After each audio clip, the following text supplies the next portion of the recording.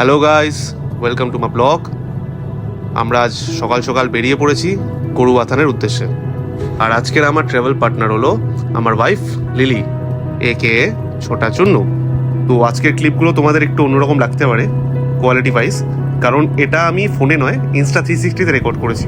তো যাওয়ার পথে বেশ কিছু অসাধারণ ক্লিপ নিয়েছি, আশা করি তোমাদেরও ভালো লাগবে।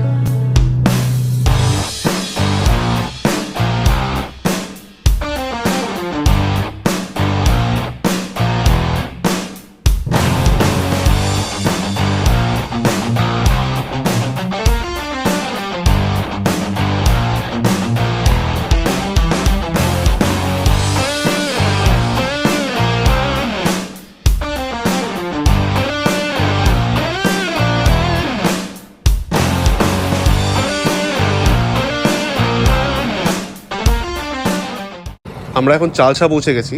তো গরুবাথান যাওয়ার জন্য আমাদের চালসা থেকে বাঁদিকে মানে মালবাজারের রুটটা ধরতে হবে।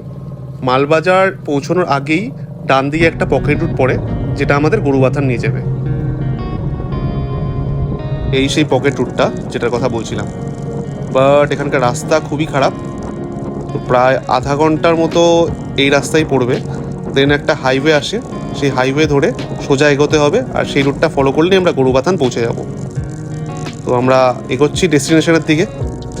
এই সেই হাইওয়েটা যেটার কথা আমি বলছিলাম, এই হাইওয়ে ধরে সোজা এগিয়ে যেতে হবে। তো আমরা এখন গরুবাথান পৌঁছে গেছি। গরুবাথান থেকে আমরা এখন যাব আপার ফাগুতে।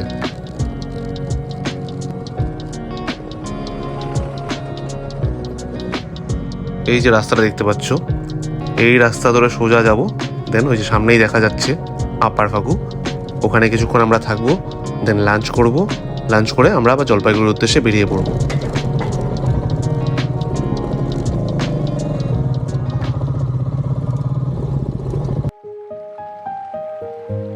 জায়গাটা খুব সুন্দর, মানে ভীষণ পিস আছে এখানে, বেশ সুন্দর জায়গা। আমি ফার্স্ট টাইম এসেছি, আমার খুব ভালো লাগছে।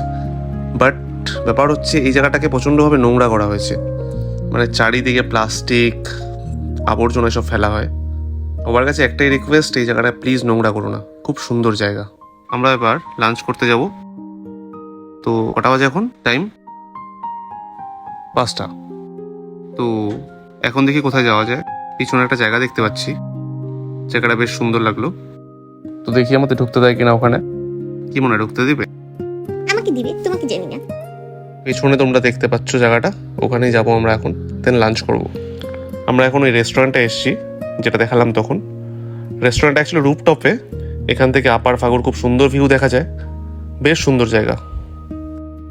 তো ফার্স্টে আমরা চা অর্ডার করলাম, দেন এই চিকেন ফ্রাইটা অর্ডার করেছিলাম, আর তারপরে আসলো আমাদের লাঞ্চ। লিলি অর্ডার করেছিল অথেন্টিক নেপালি থালি, তার সাথে মাটন কষা, আর আমি অর্ডার করেছিলাম লাচ্ছা পরাঠা সাথে মাটন কষা। রান্না খুবই সুন্দর। তোমরা যদি আপার ফাগুতে আসো তো এই রেস্টুরেন্টে অবশ্যই এসো। এতে থাকার ব্যবস্থাও আছে, তো যদি কারো স্টের প্ল্যান থাকে এখানে অবশ্যই আসতে পারো। আমি রেস্টুরেন্টটার নাম আর ফোন নাম্বার শেয়ার করে দিচ্ছি এই ভিডিওতে, যদি কেউ আসতে চাও তোমরা এখান থেকে বুক করে নিতে পারো। তো সন্ধ্যা হয়ে গেছে, আমরা এখন এখান থেকে বেরোবো। আজকের ব্লগটা এখানেই শেষ করছি তাহলে।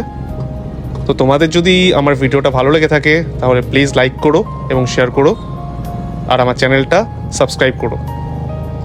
ওকে, বাই দেন, দেখা হচ্ছে নেক্সট ব্লগে।